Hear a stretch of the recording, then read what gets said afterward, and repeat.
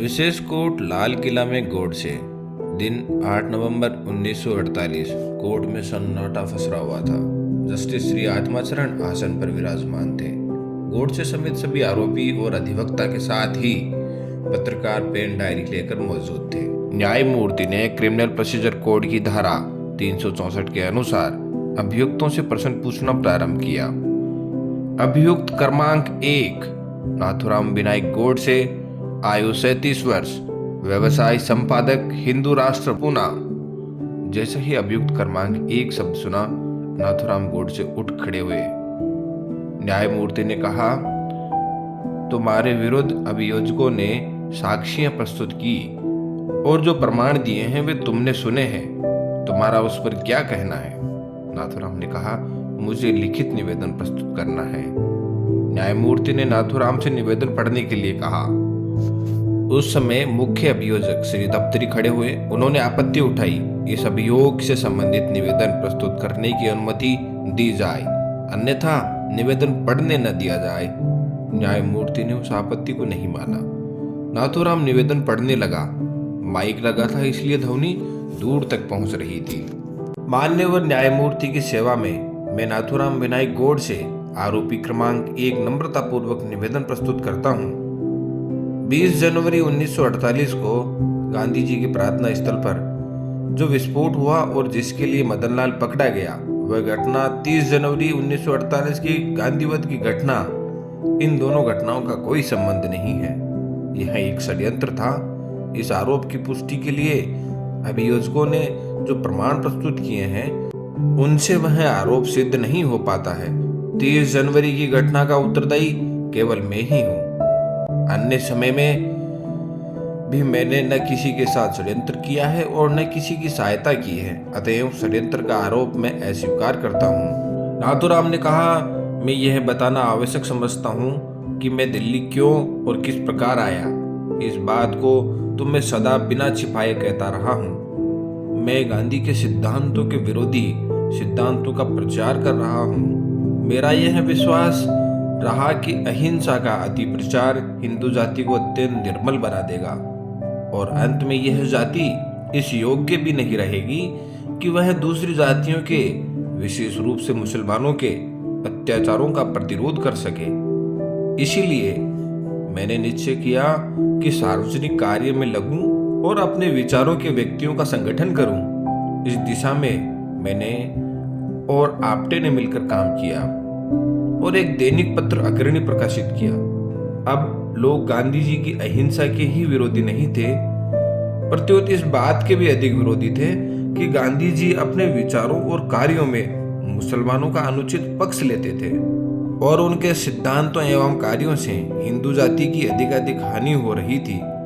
मैं अपने दृष्टिकोण को आगे विस्तार पूर्वक स्पष्ट करूंगा और उदाहरण दूंगा कि किस प्रकार गांधी जी के कारण हिंदू जाति को घोर दुख और संकट सहने पड़े। क्षेपक 16 में अपने पत्र अग्रणी अथवा हिंदू राष्ट्र में मैंने गांधी जी के विचारों की कड़ी आलोचना की। अपने लक्ष्य की प्राप्ति के लिए उनके द्वारा किए जाने वाले उपवासों की भी आलोचना की।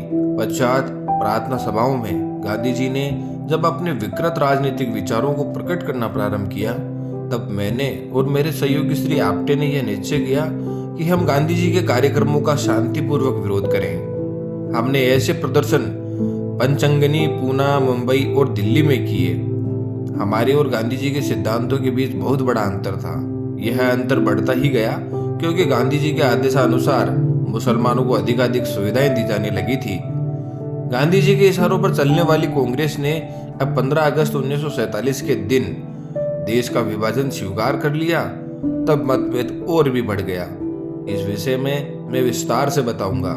13 जनवरी 1948 को मुझे पता लगा कि गांधी जी एक और अनशन करने का निश्चय कर चुके हैं। इस अनशन के द्वारा वे इस बात का आश्वासन चाहते हैं कि इंडियन डोमिनियन अर्थात विभाजित भारत में हिंदू मुसलमान एकता रहे। किंतु मैं और बहुत से लोग इस बात को स्पष्ट रूप से देख सकते थे कि अनशन का वास्तविक ध्येय कुछ और था। गांधी जी भारत सरकार को बाध्य करना चाहते थे कि वह पाकिस्तान को 55 करोड़ रुपए दे दे। गांधी जी के इस प्रस्ताव से भारत सरकार पूर्णतः असहमत थी इस विषय में श्री आप्टे ने परामर्श दिया कि गांधी जी की प्रार्थना सभाओं में लगातार विरोध प्रदर्शन करने चाहिए। मैं इस प्रस्ताव पर सहमत तो हो गया, किंतु मैं जानता था कि प्रयत्न सर्वथा निरर्थक होंगे। फिर भी इसके अतिरिक्त उस समय कोई और उपाय नहीं था। इसीलिए हमने ऐसे प्रदर्शन करने का निश्चय कर लिया और इस निश्चय के साथ ही हम बंबई गए। इस प्रकार नाथूराम का वक्तव्य था कि वह जो दिल्ली में गया वह गांधी जी के विरुद्ध प्रदर्शन करने की योजना बन रही थी, उसमें हाथ बटाने के लिए। पिस्टल के बारे में बताते हुए उन्होंने कहा, यहाँ यानी दिल्ली में संयोगवश मुझे एक शरणार्थी मिला जो शस्त्र बेचता था और उसने मुझे एक पिस्टल दिखाई। मुझे वह पिस्टल पसंद आ गई और मैंने उसे खरीद लिया। यही वह पिस्टल थी जिससे मैंने गांधी जी को निशाना बनाया।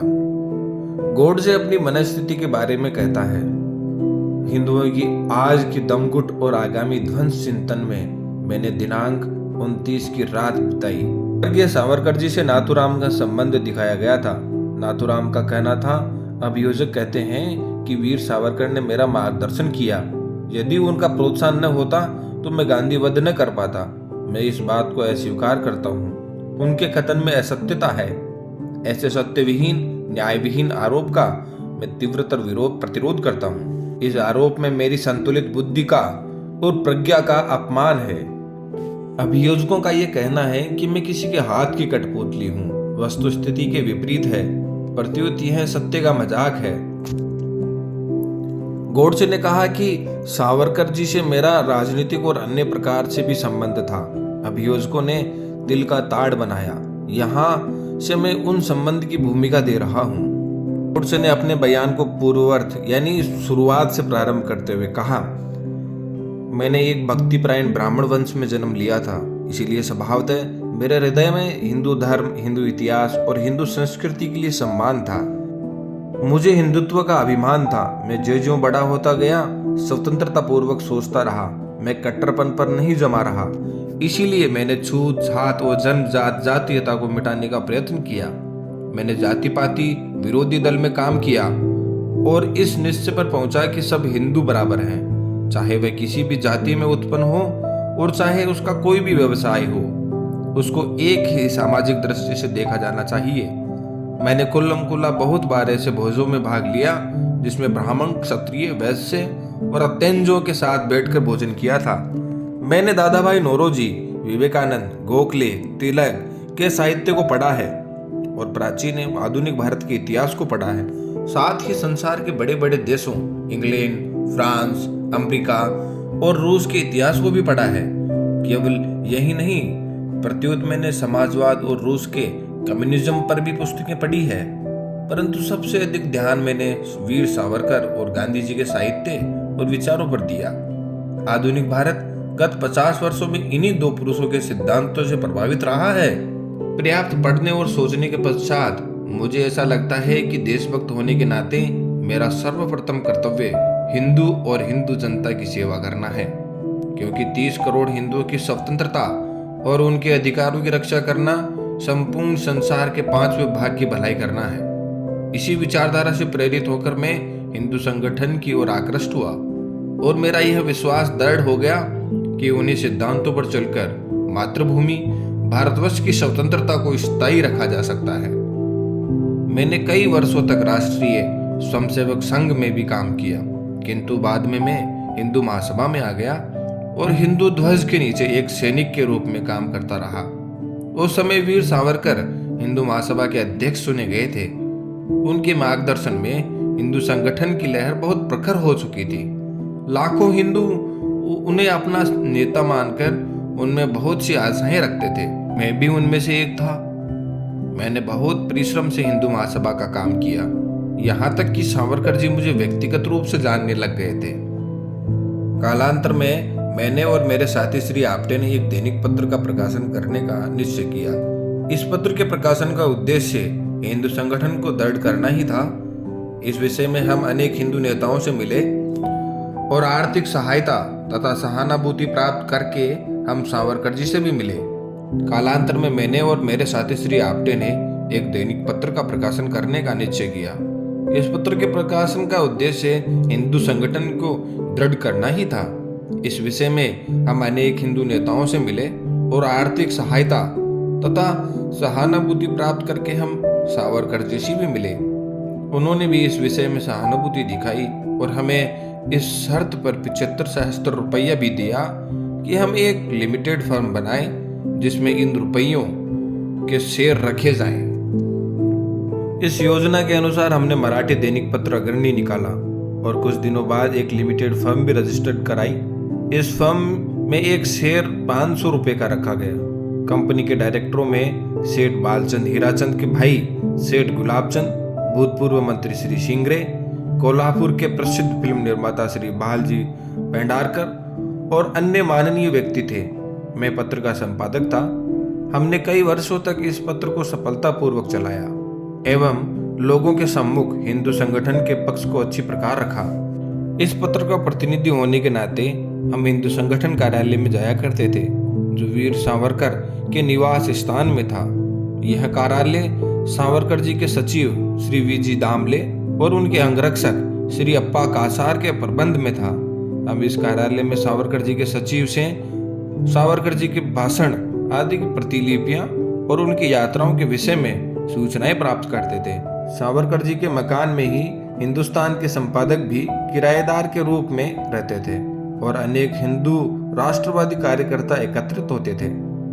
इन कारणों से हमारा सावरकर सदन में आना जाना होता रहता था। यहाँ यह उल्लेखनीय है कि जब हम सावरकर सदन में जाते थे तो निचली मंजिल में ही रुक जाते थे। वीर सावरकर ऊपर की मंजिल में रहते और हम बहुत ही कम उनसे मिलते थे और जब मिलते थे तो उनसे समय निश्चित करके। 3 वर्षों से सावरकर जी का स्वास्थ्य खराब था और वह प्राय बिस्तर में ही पड़े रहते थे। उन्होंने अपना सार्वजनिक कार्य सस्पेंड कर दिया था। इस प्रकार हिंदू महासभा का नेतृत्व करने के लिए कोई प्रभावशाली व्यक्तित्व नहीं रह गया था और हिंदू सभा का कार्य शिथिल होता जा रहा था। जब श्री मुखर्जी इसके अध्यक्ष बने तब हिंदू महासभा कांग्रेस की तुलना में बहुत निर्बल हो गई थी। उस समय एक और गांधी जी के अनुयायी ऐसी नीतियों पर चल रहे थे जो हिंदू के लिए घातक थी और दूसरी ओर मुस्लिम लीग हिंदुओं का विनाश करने पर तुली हुई थी। परंतु हिंदू महासभा में इतनी शक्ति न थी कि दोनों को पराजित कर सके। उस समय मुझे कोई आशा नहीं रही कि महासभा की कार्य पद्धति पर चलकर हिंदू संगठन सफल हो सकेगा। इसीलिए मैंने यह निश्चय किया कि उन युवक कार्यकर्ताओं का संगठन करूं जो मेरे विचारों के हो। इस प्रकार मैंने बूढ़े नेताओं का परामर्श लिए बिना ही गांधीवाद और मुस्लिम लीग के विरुद्ध लड़ने का कार्यक्रम बनाया। उन्हीं दिनों बहुत सी घटनाएं ऐसी हुई जिनसे मुझे ऐसा विश्वास हो गया कि सावरकर जी और अन्य नेता मेरे विचारों के युवकों की उग्र नीति का समर्थन नहीं करेंगे।